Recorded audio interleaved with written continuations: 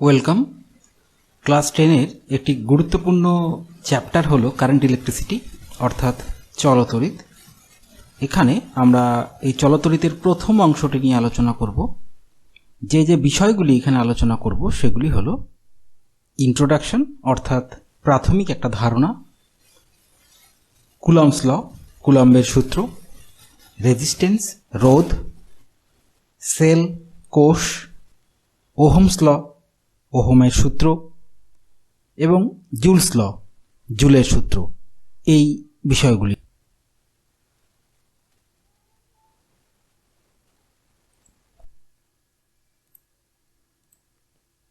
প্রথমেই আমরা জেনে নিই যে আধান কি, চার্জ কি। Electric charge is the physical property of matter that causes it to experience a force when placed in an electromagnetic field। অর্থাৎ আধান কি, তড়িতাধান হলো পদার্থের একটি ধর্ম। এই ধর্মের জন্য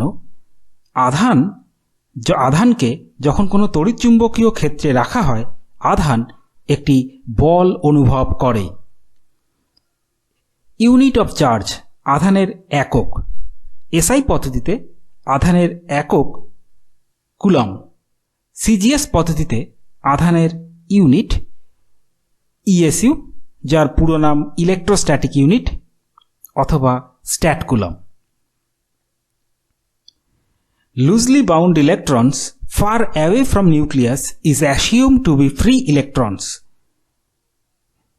mainly responsible for current conduction।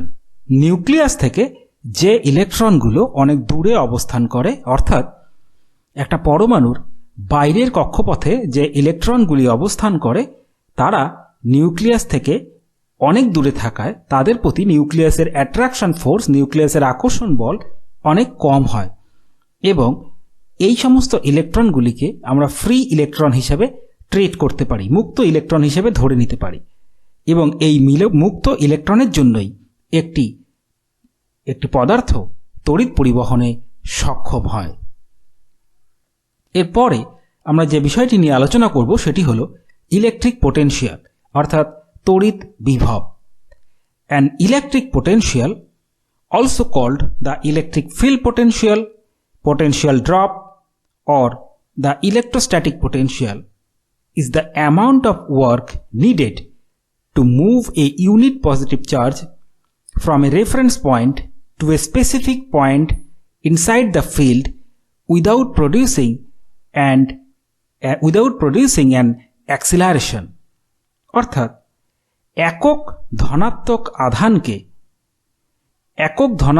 আধানকে কোনো রেফারেন্স পয়েন্ট থেকে তড়িৎ ক্ষেত্রের কোনো বিন্দুতে নিয়ে আসতে যে পরিমাণ কার্য করতে হয় তাকে ওই বিন্দুর তড়িৎ বিভব বলা হয়।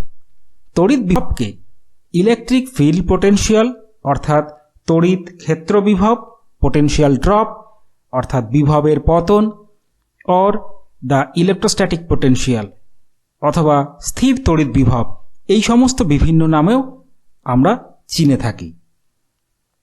Typically the reference point is the earth or a point at infinity, although any point can be used. সাধারণত যে রেফারেন্স বিন্দুটি আমরা নেই সেটি হয় পৃথিবী অথবা অসীমে অবস্থিত কোনো বিন্দু। কিন্তু বাস্তবে তুমি যে কোনো বিন্দুকেই তুমি নির্দেশ বিন্দু হিসাবে চয়েস করতে পারো, নিতে পারো। তাহলে সামারি করে দিচ্ছি আরেকবার, তড়িৎ ক্ষেত্র বিভব বলতে কি বোঝায়? একক ধনাত্মক আধানকে কোনো রেফারেন্স পয়েন্ট থেকে তড়িৎ ক্ষেত্রের কোনো বিন্দুতে কোনো রকম ত্বরণ ছাড়া নিয়ে আসতে যে পরিমাণ কৃতকার্য করতে হয় তাকে ওই বিন্দুর তড়িৎ বিভব বলা হয়। এর ইউনিট, এর একক হলো এসআই ভোল্ট, সিজিএস পদ্ধতিতে app volt or stat volt. It's dimension, এর মাত্রা হলো ml² T⁻³ I⁻⁻1। ইলেকট্রিক পোটেনশিয়ালকে আমরা ম্যাথামেটিক্যাল এক্সপ্রেশন দিয়ে প্রকাশ কিভাবে? V is equal to 1/4 pi epsilon 0 into q by r square, এটা এসআই পদ্ধতিতে, এবং V is equal to q by r square, এটা সিজিএস পদ্ধতিতে। What is V? V is the electric potential, তড়িৎ বিভব।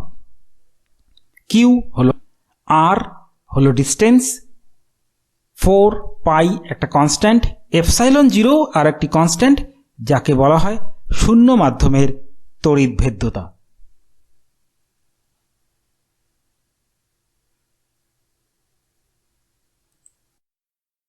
যেটা নিয়ে আলোচনা শুরু করব সেটা কুলম্বস ল। কুলম্বস লটা কি? প্রথমে স্টেটমেন্টটা একটু আলোচনা করা যাক।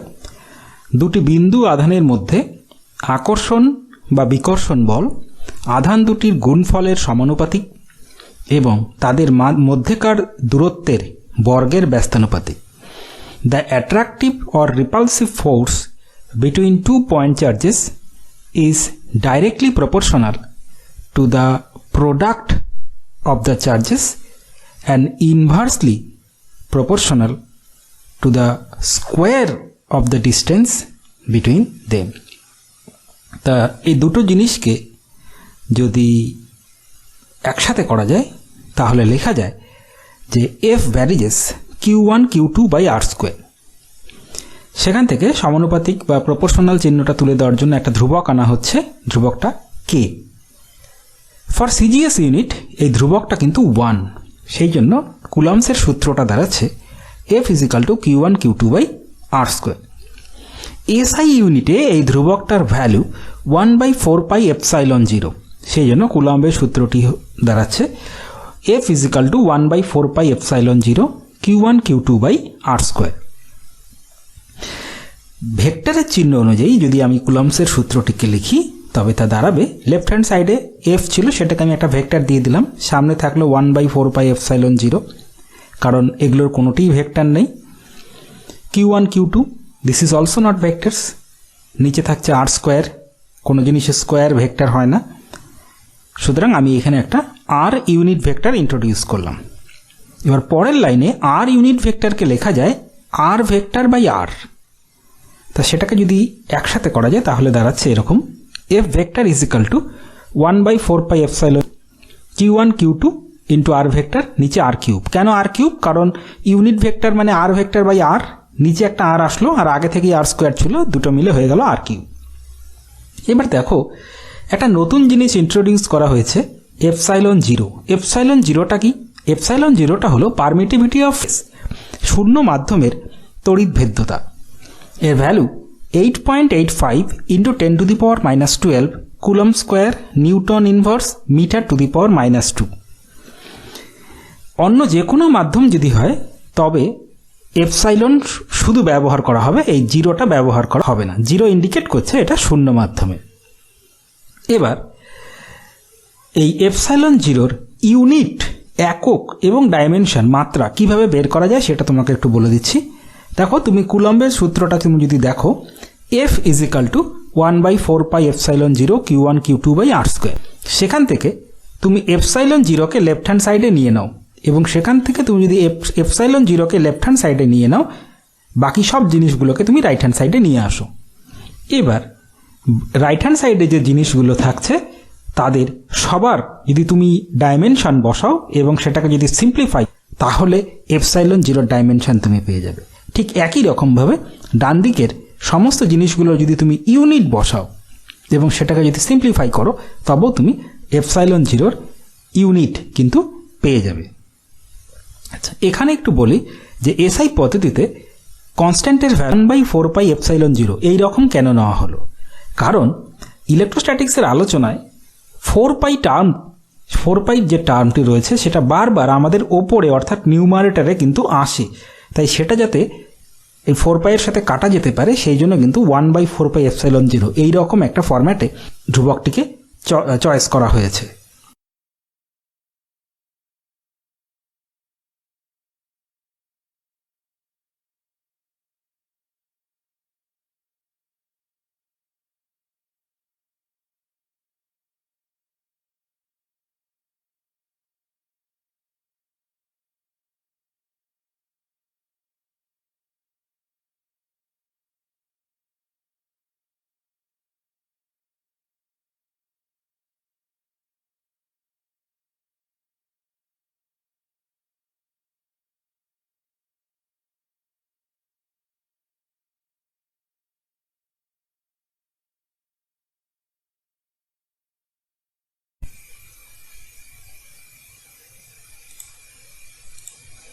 ইলেকট্রিক ফিল্ড অর্থাৎ তড়িৎ ক্ষেত্র, এটা নিয়ে একটু আলোচনা করা যাক। একটা আধান যদি কোথাও থাকে তাহলে সেই আধানের চারিদিকে একটা অঞ্চল জুড়ে তার প্রভাব বর্তমান থাকে, তার একটা ইনফ্লুয়েন্স থাকে। একটা আধানের চতুর্দিকে যতটা অঞ্চল জুড়ে তার ইনফ্লুয়েন্স, তার প্রভাব বর্তমান থাকে, তাকে বলা হয় তড়িৎ ক্ষেত্র। তড়িৎ ক্ষেত্রের প্রতি বিন্দুতে যদি একটা টেস্ট চার্জ রাখা যায়, অর্থাৎ টেস্ট চার্জ অর্থাৎ একক ধনাত্মক আধান, ইউনিট পজিটিভ চার্জ যদি রাখা যায়, তবে সেই ইউনিট পজিটিভ চার্জ যে ফোর্স অনুভব করবে, যে ফোর্স ফিল করবে, তাকে বলা হয় ইলেকট্রিক ফিল্ড ইন্টেন্সিটি, তড়িৎ ক্ষেত্র প্রাবল্য।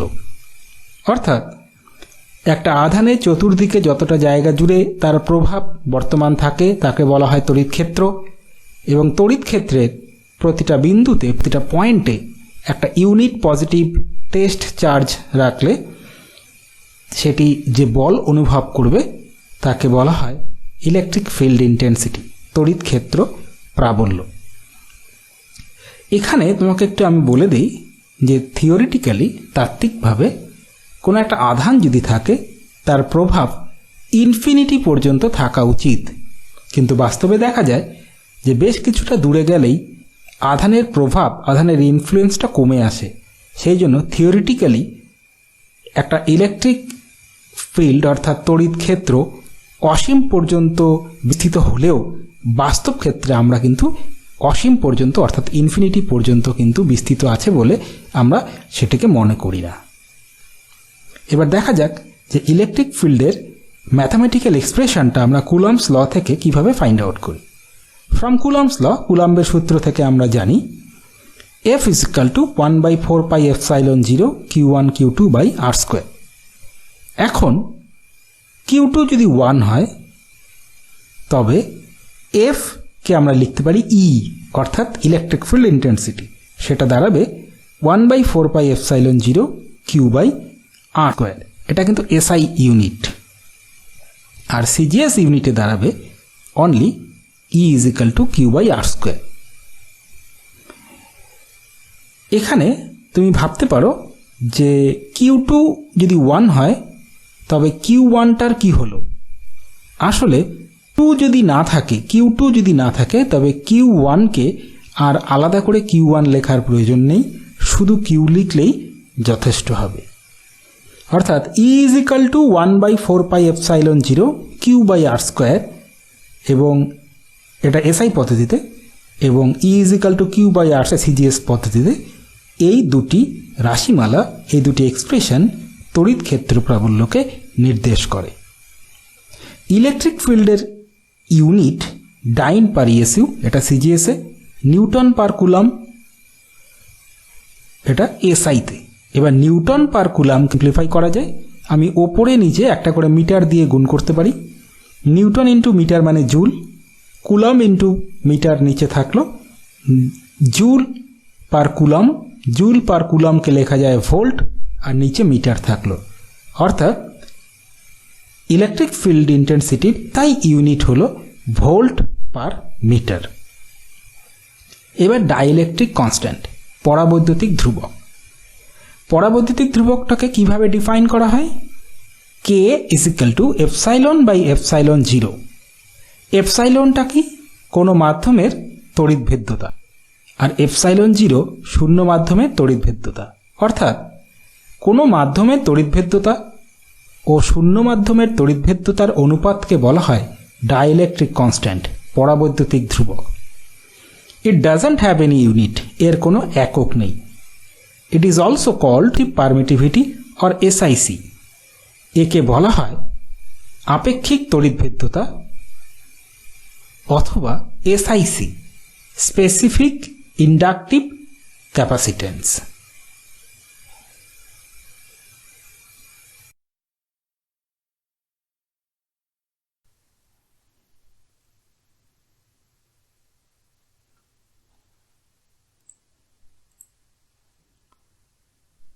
Charge is of two types, positive and negative.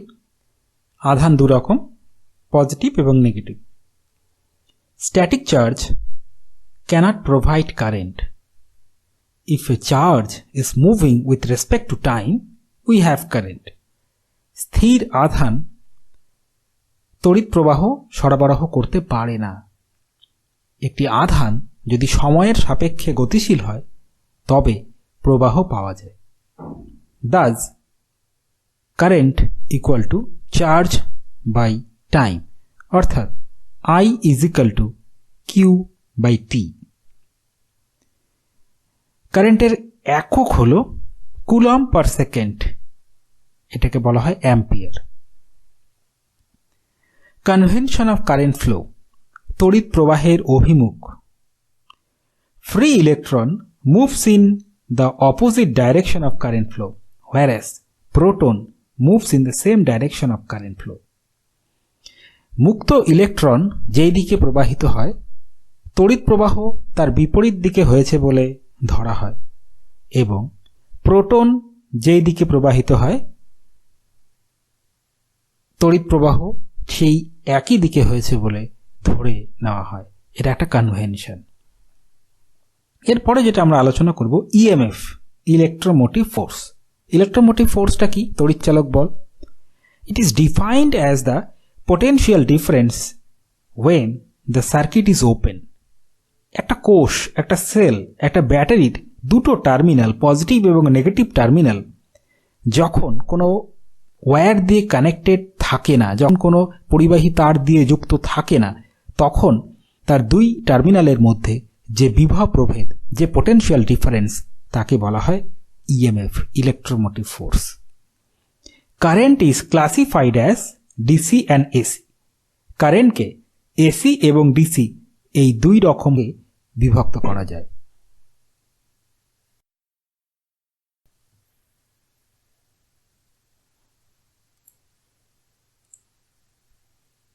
Graphical representation of current, তড়িৎ প্রবাহের লেখচিত্রের সাহায্যে প্রকাশ। তড়িৎ প্রবাহকে লেখচিত্রের সাহায্যে কিভাবে প্রকাশ করা যায় আমরা সেটা একটু এখানে দেখে নেব। প্রথমে DC current. Direction of current flow remain same with respect to time. এক্ষেত্রে সময়ের সাপেক্ষে তড়িৎ প্রবাহের অভিমুখ পরিবর্তন হয় না। Battery is a source of DC current. Battery হল ডিসি প্রবাহের একটি উৎস। এরপর AC, alternating current. Direction of current flow changes with respect to time. এক্ষেত্রে সময়ের সাপেক্ষে তড়িৎ প্রবাহের অভিমুখ বদলে যায়। Supply voltage of our house is 2 volt AC, 50 hertz. আমাদের বাড়িতে যে সাপ্লাই ভোল্টেজ রয়েছে, যে সাপ্লাই ভোল্টেজ আমরা ব্যবহার করি, তা 220 ভোল্ট এসি এবং যার কম্পাঙ্ক, যার ফ্রিকোয়েন্সি 50 হার্জ। দেখো একটা ডিসি কারেন্ট কীরকম দেখতে হয়। এক্স অ্যাক্সিস বরাবর আমরা সময়কে নিয়ে নিয়েছি এবং ওয়াই অ্যাক্সিস বরাবর আমরা নিয়ে নিয়েছি ভোল্টেজকে। প্রথম যে ছবিটি দেখতে পাচ্ছ সেটা একটা ডিসির জন্য, ডিরেক্ট কারেন্টের জন্য। দেখো এটা কিন্তু টাইম অ্যাক্সিসের সাথে প্যারালালি যাচ্ছে, এখানে কিন্তু ডাইরেকশন চেঞ্জ হচ্ছে না with respect to time. Second যে অপশানটা তুমি দেখতে পাচ্ছ, যে ছবিটা দেখতে পাচ্ছ, সেক্ষেত্রে কিন্তু সময়ের রেসপেক্টে, কিন্তু টাইমের রেসপেক্টে কিন্তু ডাইরেকশন অফ কারেন্ট ফ্লো কিন্তু চেঞ্জ হচ্ছে। এটা কিন্তু একটা এসি অর্থাৎ অল্টারনেটিং কারেন্টের গ্রাফিক্যাল রিপ্রেজেন্টেশন।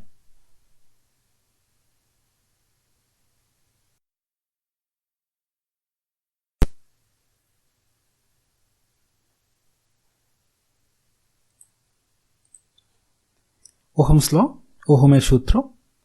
উপাদান, তাপমাত্রা ও অন্যান্য ভৌত অবস্থা অপরিবর্তিত থাকলে কোনো পরিবাহীর মধ্য দিয়ে প্রবাহ মাত্রা ওই পরিবাহীর দুই প্রান্তের বিভব প্রভেদের সমানুপাতিক। অর্থাৎ material, temperature and the other conditions যদি ইনট্যাক্ট থাকে, যদি অপরিবর্তিত থাকে, then V varies I, potential difference is proportional to the current I। দেখো এখানে ভি কি? ভি হচ্ছে ভোল্টেজ ড্রপ। বিভব পতন, I কি প্রবাহ মাত্রা, then V varies I or V equal to Ri. What is R? R is a constant. It is known as resistance. একে বলা হয় রোধ। রোধের একক কি, এর ইউনিট কি? Volt by ampere. Volt by অ্যাম্পিয়ারকে বলা হয় ওহম। এই ওহমস লয়ের ক্ষেত্রে যদি আমরা ভিআই ক্যারেক্টারিস্টিক্স, ভিআই লেখচিত্র অঙ্কন করি, দেখতে কেমন হবে? ঠিক যেমন এই ছবিতে দেখানো হয়েছে এরকম দেখতে হবে। এর এক্স অ্যাক্সিস বরাবর আমি কারেন্টকে নিয়ে নিয়েছি আইকে, এবং ওয়াই অ্যাক্সিস বরাবর নিয়ে নিয়েছি আমি ভোল্টেজকে। তবে কিন্তু সেটা একটা মূল বিন্দুগামী সরলরেখা হবে। It will B A straight line passing through the origin. যে স্ট্রেট লাইনগুলো তুমি এখানে পাবে, সেই স্ট্রেট লাইনের যে স্লোপ হবে সেটা কিন্তু রেজিস্ট্যান্স অর্থাৎ আর কে ইন্ডিকেট করবে। যে সমস্ত মেটেরিয়ালস ওহমস লকে ওবে করে, ওহমস লকে মেনে চলে, তাদের সবার ক্ষেত্রেই কিন্তু ভিআই এই গ্রাফ কিন্তু স্ট্রেট লাইন হবে পাসিং থ্রু দ্য অরিজিন।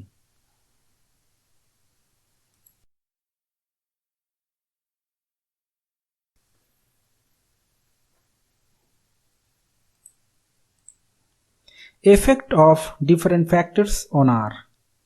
পরিবাহীর রোধ কোন কোন বিষয়ের উপর নির্ভর করে? Let L equal to length, ধরি একটা পরিবাহীর দৈর্ঘ্য capital L. A equal to area of cross section of the wire, A হলো পরিবাহীর তারের প্রস্থচ্ছেদের ক্ষেত্রফল। আর প্রপোর্শনাল টু এল, পরিবাহীর রোধ কিন্তু তার দৈর্ঘ্যের সাথে সমানুপাতিক। আর ভ্যারিজেস 1/a, পরিবাহীর রোধ কিন্তু তার এরিয়া অফ ক্রস সেকশনের সাথে ইনভার্সলি প্রপোর্শনাল। দুটোকে কম্বাইন করলে লেখা যায় R is equal to rho L by A. What is rho? Rho কিন্তু একটা কনস্ট্যান্ট, একটা ধ্রুবক। একে বলা হয় স্পেসিফিক রেজিস্ট্যান্স, আপেক্ষিক রোধ বা রোধাঙ্ক। Its unit is ohm centimetre, এর একক ohm into centimetre. 1/ρ equal to sigma equal to conductivity. 1/ρ কে সিগমা দিয়ে লেখা হয় এবং একে বলা হয় পরিবাহিতাঙ্ক। Specific resistance depends on the materials of the wire. আপেক্ষিক রোধ বা রোধাঙ্ক কিন্তু পরিবাহীর উপাদানের ওপর নির্ভরশীল। দৈর্ঘ্য, প্রস্থচ্ছেদ এইসবের ওপর কিন্তু নির্ভর করে না। Moreover R depends on temperature also. পরিবাহীর রোধ উষ্ণতার ওপর কিন্তু নির্ভরশীল।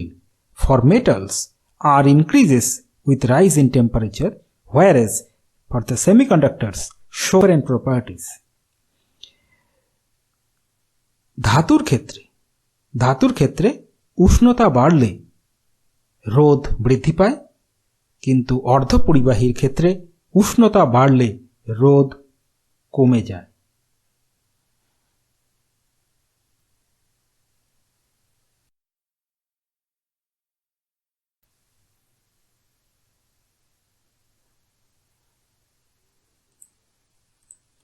সুপারকন্ডাক্টিভিটি, অতি পরিবাহিতা।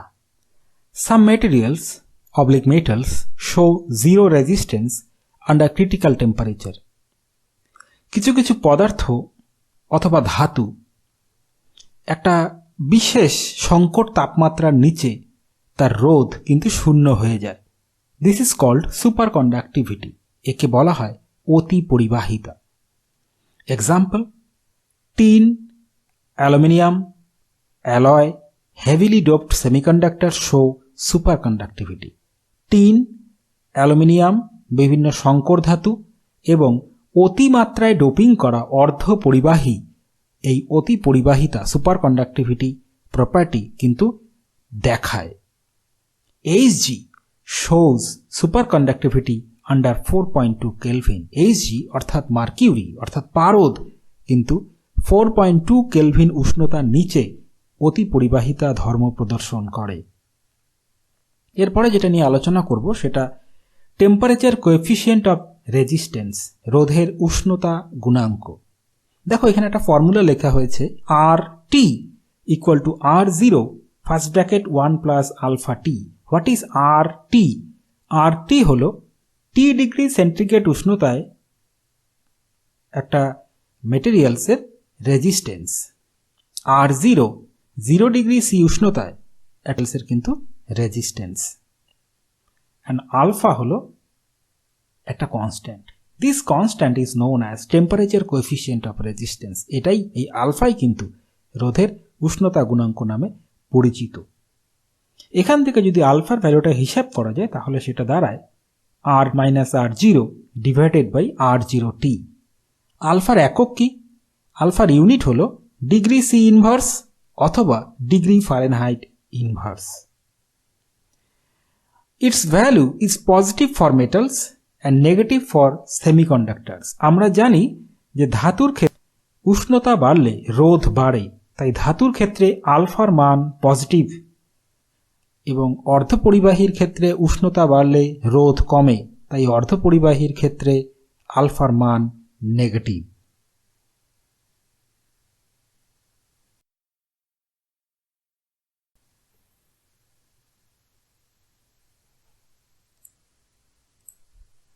কম্বিনেশন অফ রেজিস্ট্যান্স, রোধের সমবায়। সিরিজ কম্বিনেশন, শ্রেণী সমবায়। দেখো শ্রেণী সমবায়ের ক্ষেত্রে কি করা হয়, রেজিস্ট্যান্সগুলোকে একটার পরে একটা যুক্ত করা হয়। ঠিক ছবিতে যেরকমভাবে দেখানো হয়েছে R1 R2 R3, এদেরকে কিন্তু একটার পর একটা যুক্ত করা হয়েছে। এই ধরনের কম্বিনেশনকে বলা হয় সিরিজ কম্বিনেশন। এবার পরেরটা প্যারালাল কম্বিনেশন, সমান্তরাল সমবায়। সমান্তরাল সমবায়ের ক্ষেত্রে কি করা হয়, R1 R2 R3কে ঠিক একটার পর একটা যুক্ত করা হয় না, ঠিক ছবিতে যেভাবে দেখানো রয়েছে ঠিক সেইভাবে যুক্ত করা হয়। এর প্রত্যেকটা রেজিস্ট্যান্সের একটা টার্মিনাল একসাথে যুক্ত করা হয় এবং প্রত্যেকটা রেজিস্ট্যান্সের অপর টার্মিনালটি আর একটার সাথে যুক্ত করা হয়। শেষেরটি হলো মিক্সড কম্বিনেশন, মিশ্র সমবায়। অর্থাৎ এখানে কিন্তু সিরিজ এবং প্যারালাল দুই ধরনের কম্বিনেশনই রয়েছে। তা সিরিজ এবং প্যারালাল ধরনের কম্বিনেশনই যে সার্কিটে উপস্থিত থাকে সেটাকে বলা হয় মিক্সড কম্বিনেশন, মিশ্র সমবায়।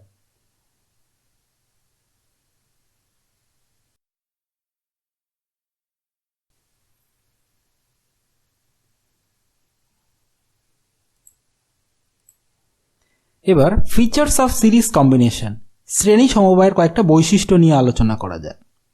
Equivalent resistance is given by, তুল্য রোধ হয় আর ইকিউ, ইকিউ মানে ইকুইভ্যালেন্ট রেজিস্ট্যান্স, আর EQ equal to R1 plus R2 plus R3 plus dot dot. Equivalent resistance is greater than each resistance, তুল্য রোধের মান প্রত্যেকটি রোধের মানের চেয়ে বড় হয়। Same current flows through each resistance, প্রতিরোধের মধ্য দিয়ে একই তড়িৎ যায়। Voltage drop across each resistance is different, প্রতিটা রোধের দুই প্রান্তে বিভবের পতন আলাদা আলাদা হয়।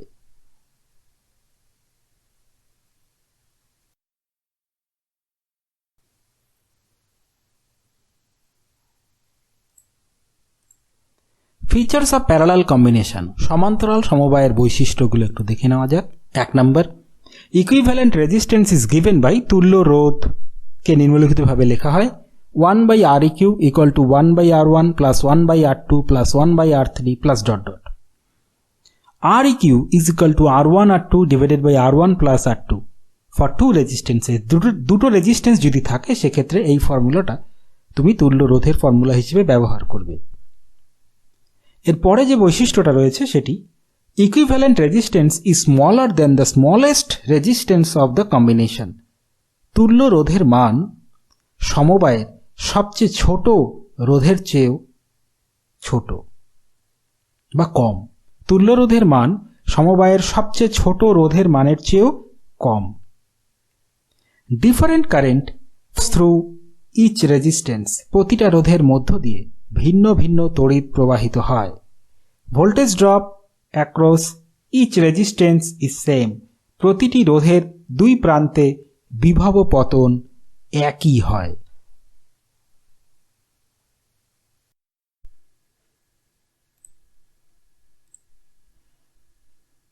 এবারে আমরা একটা অন্য টপিক নিয়ে আলোচনা করব, সেটি হলো find equivalent resistance for series and parallel combination.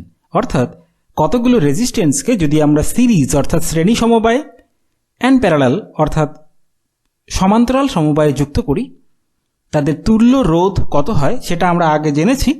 কিন্তু তার প্রমাণটা আমরা করিনি। এখানে আমরা তার প্রমাণটা করব। প্রথমে সিরিজ কম্বিনেশনের প্রমাণটা দেখো। প্রথমে সার্কিটটি আমরা একটু বুঝে নেওয়ার চেষ্টা করি। ভি একটা ব্যাটারি, তার সাথে যুক্ত রয়েছে তিনটি রোধ R1, R2, R3। এই R1, R2, R3 কিন্তু সিরিজে যুক্ত রয়েছে।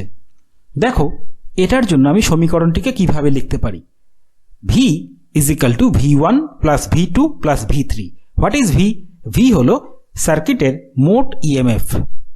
What is V1? V1 হলো R1 রোধের মধ্যে বিভবের পতন। একইভাবে R2 রোধের মধ্যে বিভবের পতন, ভোল্টেজ ড্রপ হলো V2।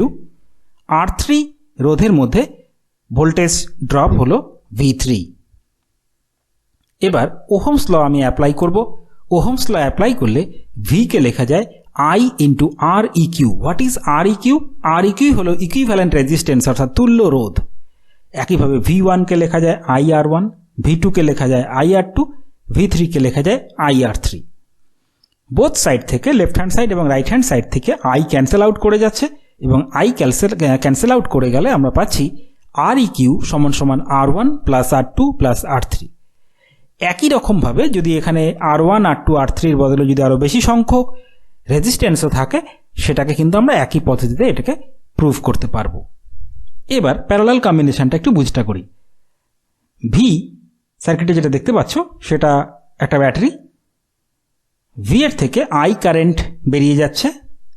I কারেন্ট তিন ভাগে ভাগ হচ্ছে, I1, I2, I3। I1 R1 রেজিস্ট্যান্সের মধ্যে দিয়ে যাচ্ছে, I2 রেজিস্ট্যান্সের মধ্যে দিয়ে যাচ্ছে, I3 R3 রেজিস্ট্যান্সের মধ্যে দিয়ে যাচ্ছে। R1, R2 এবং R3 প্যারালালি কানেক্টেড, সমান্তরালে যুক্ত রয়েছে। দেখো আমরা কি লিখতে পারি। I is equal two I1 plus I2 plus I3। কেন? কারণ I কারেন্টটি তিন ভাগে ভাগ হয়েছে, সেই জন্য I কে আমি লিখতে পারি I1 plus I2 plus I3। এবার I কে ওহমস ল অ্যাপ্লাই করে লেখা যায় V বাই Req। I1 কে লেখা যায় V বাই R1, I2 কে লেখা যায় V বাই R2, I3 কে লেখা যায় V by R3। Left hand side এবং রাইট হ্যান্ড সাইড থেকে V ক্যান্সেল, তবে পাওয়া যাচ্ছে 1 by Req equal to 1 by R1 যোগ 1 বাই R2 যোগ 1 বাই R3। এই প্রমাণটিও একই রকমভাবে তিনটের বেশি রেজিস্ট্যান্সও যদি থাকে, তুমি একইভাবে এই রেজিস্ট্যান্সের এই ফর্মুলাটিকে, প্যারালাল কম্বিনেশনের জন্য যে ফর্মুলাটি রয়েছে সেটাকে তুমি দিতে পারবে।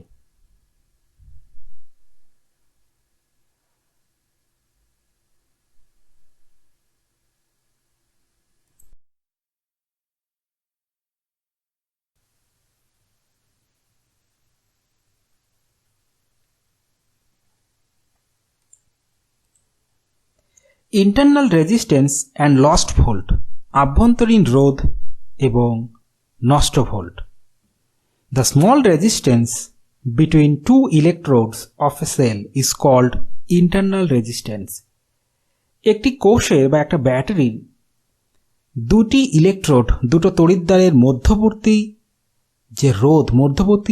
যে অংশটি রয়েছে তার যে রোধ, তাকে বলা হয় আভ্যন্তরীণ রোধ। এটাকে ছোট হাতের R দিয়ে প্রকাশ করা হয়। Voltage drop across the internal resistance is called lost volt. আভ্যন্তরীণ রোধে যে পরিমাণ বিভবের পতন হয় তাকে বলা হয় লস্ট ভোল্ট, নষ্ট volt. Das EMF E equal to voltage drop plus lost volt, অর্থাৎ ইএমএফ ব্র্যাকেটে বড় হাতের ই সমান সমান ভোল্টেজ ড্রপ বিভবের পতন সমান ব্র্যাকেটে I ইন্টু R যোগ লস্ট ভোল্ট ব্র্যাকেটে I ইন্টু স্মল r। বর্তনীটি যেরকম দেখানো হয়েছে একটু তোমাকে এক্সপ্লেন করে দিই। দেখো ই দেখানো হয়েছে, ই একটি ব্যাটারি। এখানে I কারেন্ট প্রবাহিত হচ্ছে একটা রেজিস্ট্যান্সের মধ্যে দিয়ে, সেই রেজিস্ট্যান্সটার নাম দেওয়া হয়েছে R, এবং ব্যাটারির সাথে যে ইন্টারনাল রেজিস্ট্যান্সটা রয়েছে সেটাকে নাম দেওয়া হয়েছে স্মল r। এরপরে ক্যাপাসিটি অফ এ সেল, একটা ব্যাটারির সামর্থ্য বা একটা কোষের সামর্থ্য। Unit of capacity is ampere hour. কোষের সামর্থ্যের একক ampere into hour. Capacity of a cell is 50 ampere hour, means it will be able to supply 1 ampere current 50 hours or able to supply 50 ampere current for 1 hour. কোনো কোষের সামর্থ্য 50 ampere ঘন্টা বলতে বোঝায় যে ওই কোষটি 1 অ্যাম্পিয়ার করে তড়িৎ 50 ঘন্টা অথবা 50 অ্যাম্পিয়ার তড়িৎ ধরে সরবরাহ করতে পারবে।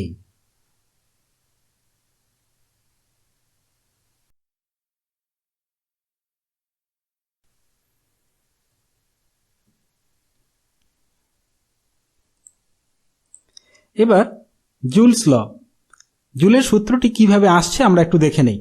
আমরা জানি work done is equal to charge into potential, কৃতকার্য সমান সমান আধান ইন্টু বিভব, or W is equal to Q into V. ডাব্লিউকে লেখা হলো জে এইচ, যেখানে জে হলো একটা কনস্ট্যান্ট যেটাকে বলা হয় তাপের যান্ত্রিক তুল্যাঙ্ক, মেকানিক্যাল ইকুইভ্যালেন্ট অফ হিট, আর এইচ হলো তাপ। কিউকে লেখা হলো আই ইন্টু টি, যেখানে আই হলো কারেন্ট, টি হলো সময়। ভিকে ওহমের সূত্র অনুযায়ী লেখা হলো আই আর, যেখানে আই হলো কারেন্ট, আর হলো রেজিস্ট্যান্স। এখান থেকে যদি আমি এইচ এর ভ্যালু ফাইন্ড আউট করি তবে H is equal to 0.24 I square R T. 0.24টা কিভাবে আসছে সেটা একটু তোমাকে বলে দিই। দেখো লেফট হ্যান্ড সাইডে একটা জে ছিল, জে কে যদি আমি রাইট হ্যান্ড সাইডে নিয়ে আসি তাহলে 1/j থাকবে। জের ভ্যালু 4.2, 1/4.2 যদি করা যায় তবে 0.24 এইরকম একটা টার্ম তুমি পাবে। তাহলে এখান থেকে লেখা যায় H varies I square R T. H varies I square R T, এই সূত্রটি কিন্তু তুমি সিরিজ কম্বিনেশনের ক্ষেত্রে ব্যবহার করবে। এবং পরের লাইনে কি করা হলো, আইকে লেখা হলো ভি বাই আর, তার স্কোয়ার থাকার জন্য স্কোয়ার রাখা হলো এবং আর টি যেমন ছিল সেরকমই থাকছে। পরের লাইনে পাওয়া গেল H varies V square by R into T. এই সূত্রটি তুমি ব্যবহার করবে প্যারালাল কম্বিনেশনের জন্য। তাহলে জুলের সূত্রের আমি দুটো ফরম্যাট পেলাম, একটা H varies I square R টি যেটা সিরিজ কম্বিনেশনের ক্ষেত্রে ব্যবহার করবে কারণ সিরিজ কম্বিনেশনে কারেন্ট ধ্রুবক থাকে, আর H varies V square by R into T এই সূত্রটি প্যারালাল কম্বিনেশনের ক্ষেত্রে ব্যবহার করবে কারণ প্যারালাল কম্বিনেশনের ক্ষেত্রে ভোল্টেজ অর্থাৎ ভি কিন্তু কনস্ট্যান্ট থাকে। এইবার একটু আমরা জেনে নেব যে ইলেকট্রিক পাওয়ার অর্থাৎ বৈদ্যুতিক ক্ষমতা বলতে কি বোঝায়। আমরা জানি W is equal to Q V, work done is equal to charge into potential. ডাব্লিউকে ডাব্লিউ রাখা হলো, কিউকে লেখা হলো আইটি, আর ভি এর মতোই থাকলো, যেখানে আই হলো কারেন্ট এবং টি হলো টাইম। পরের লাইনে ডাব্লিউ বাই টি করা হলো, আর ডান দিকে থাকছে I V. W by T work done by time, সেটাকে লেখা যাচ্ছে পি, পি ফর পাওয়ার ক্ষমতা, আর রাইট হ্যান্ড সাইডে আই ভি যেমন ছিল সেরকমই থাকছে। So P is equal to I V, এটা কিন্তু ইলেকট্রিক পাওয়ারের একটা জেনারেল এক্সপ্রেশন, একটা সাধারণ সমীকরণ। এবার দেখো ভি এর জায়গায় যদি আমি আই আর বসিয়ে দিই তবে পাওয়া যায় P is equal to I square R, যেটা তুমি সিরিজ কম্বিনেশনের ক্ষেত্রে ব্যবহার করবে। আর আই এর জায়গায় যদি আমি ভি বাই আর লিখি, সেটাকে যদি সিম্পলিফাই করি তবে পাওয়া যায় P is equal to V square by R. এই সূত্রটি তুমি প্যারালাল কম্বিনেশনের ক্ষেত্রে ব্যবহার করবে। তাহলে ইলেকট্রিক পাওয়ারের দুটি সূত্র পাওয়া গেল, একটা P is equal to I square R যেটা সিরিজ কম্বিনেশনের ক্ষেত্রে ব্যবহার করবে, আর একটা P is equal to V square by R যেটা প্যারালাল কম্বিনেশনের ক্ষেত্রে ব্যবহার করবে।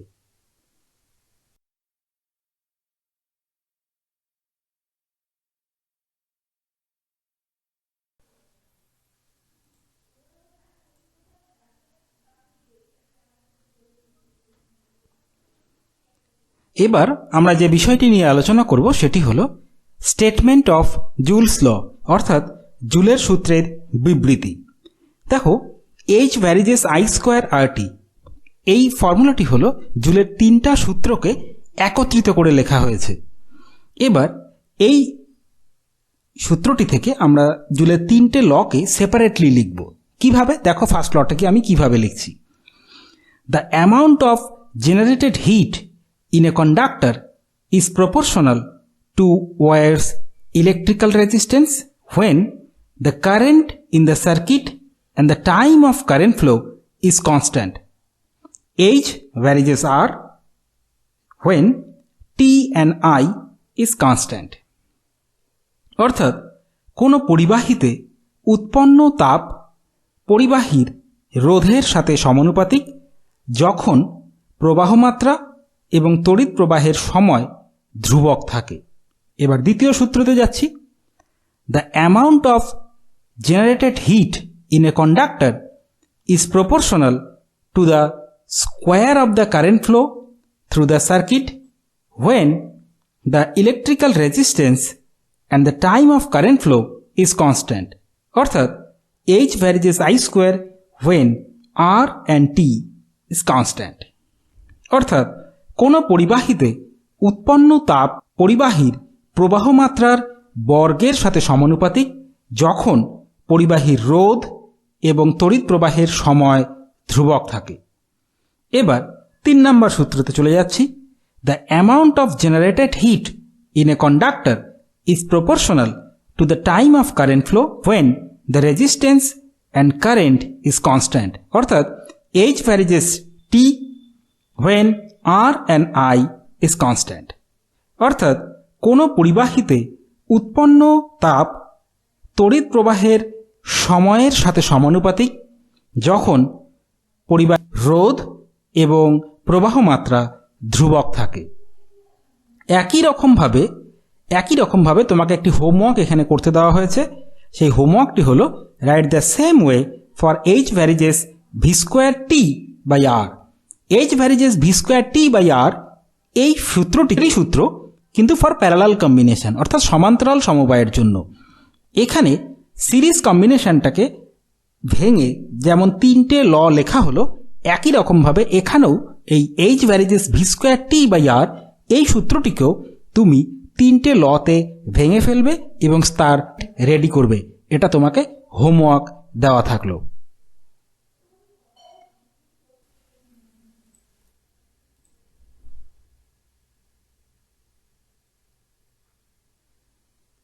এবার আমরা যে বিষয়টি নিয়ে আলোচনা করব সেটি হলো বিওটি, অর্থাৎ board of trade unit. 1 board of trade unit equal to 1 kilowatt hour। 1 কিলোওয়াটকে পরের লাইনে লেখা হলো 1000 এবং আওয়ারকে লেখা হলো 3600 সেকেন্ড। তাই কিলোওয়াট আওয়ারটি হয়ে গেল ওয়াট ইন্টু সেকেন্ড। এবার এটাকে যদি সিম্পলিফাই করা যায় তবে পাওয়া যায় 36 into 10⁵ watt into second. Watt into সেকেন্ডকে বলা যায় জুল। তাহলে কি পাওয়া গেল? 1 বিওটি সমান 36 ইন্টু 10⁵ জুল। এটা হলো বিওটি এবং জুলের মধ্যে সম্পর্ক। এখানে তোমাকে একটা গুরুত্বপূর্ণ বিষয়ে আমি বলবো, download chapter related important information from note section of this video. এই ভিডিওটির নোট সেকশানে তুমি যদি ক্লিক করো, তুমি এই চ্যাপ্টারের গুরুত্বপূর্ণ কিছু তথ্য তুমি পাবে। সেগুলো তুমি ডাউনলোড এবং দেখো এবং ফিডব্যাক জানাও।